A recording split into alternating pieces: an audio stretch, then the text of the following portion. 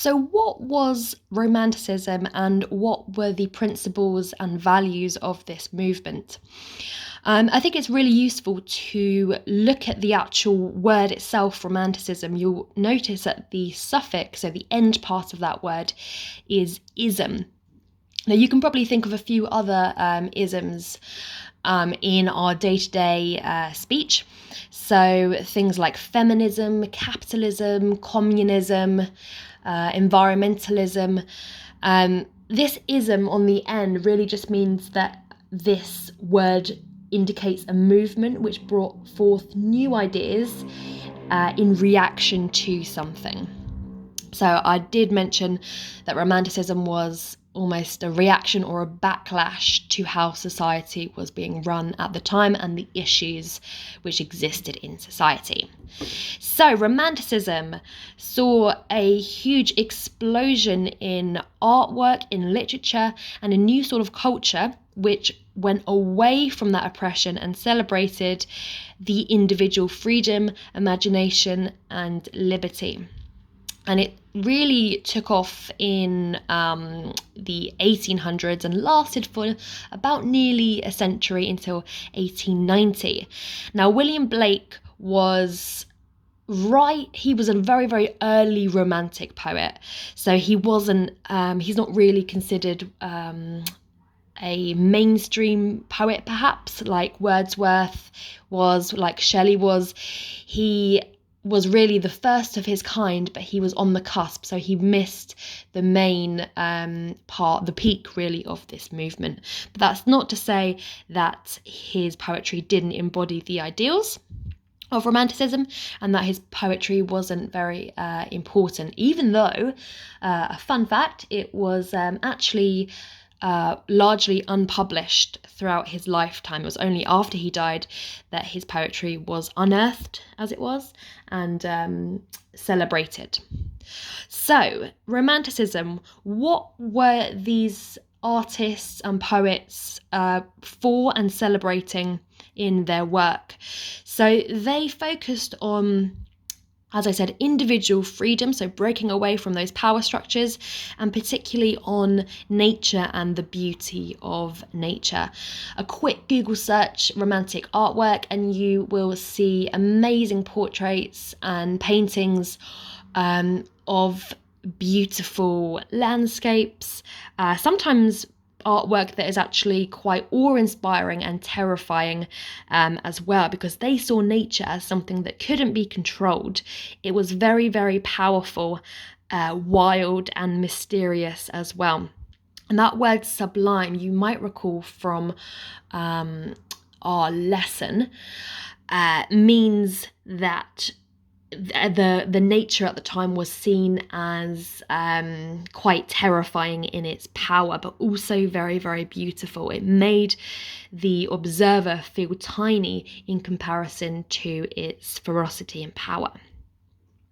They also prized spontaneous feeling and emotion over things like sensible logic, judgment, and scientific reasoning.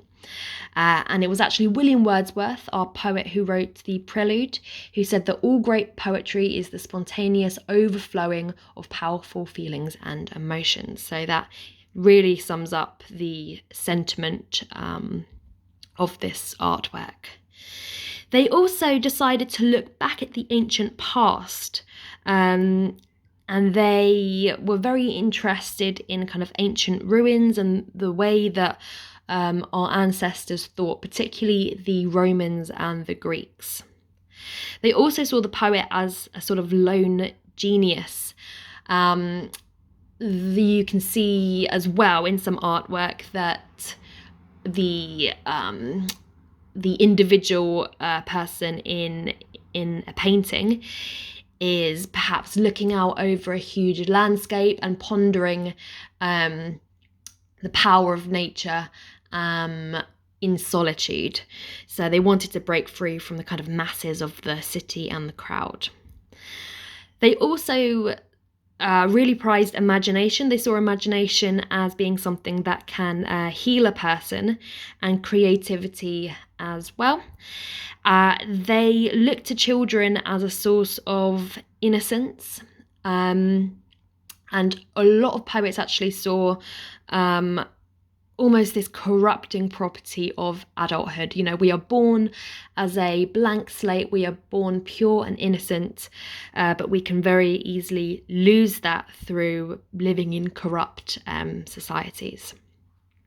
And finally, Romantic poets and artists often saw themselves as supporting the more marginalised figures in society. They focused more on kind of these rural communities, and they tried to write their poetry for the ordinary man or the ordinary person. So before this, a lot of poetry was written in very lofty, complicated language, but a lot of these people, these poets, wanted their poetry to be accessible to ordinary people, almost to spread a bit of a message, and for it to be very easily understood. So what were they against? They were against looking at nature as something that can be controlled. A very, very important theme in Blake's London, which we'll explore in a bit. They were generally against the Industrial Revolution. I've mentioned that already. They didn't particularly value sensible logic and judgment. Science as well was something that was obviously exploding at the time. People were finding out more and more about the world, and they could measure it, they could control it. The Romantics tried to kind of break away from this.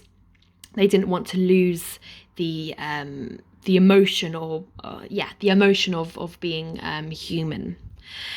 They criticised absolute power systems, which they saw as quite oppressing to people as well. So the church was very, very powerful at the time, and it had a history, and still does have a history, of corruption. The monarchy as well, very, very powerful, often very rich as well. They wanted more equality within a system. And finally, they were also generally against war and tyranny.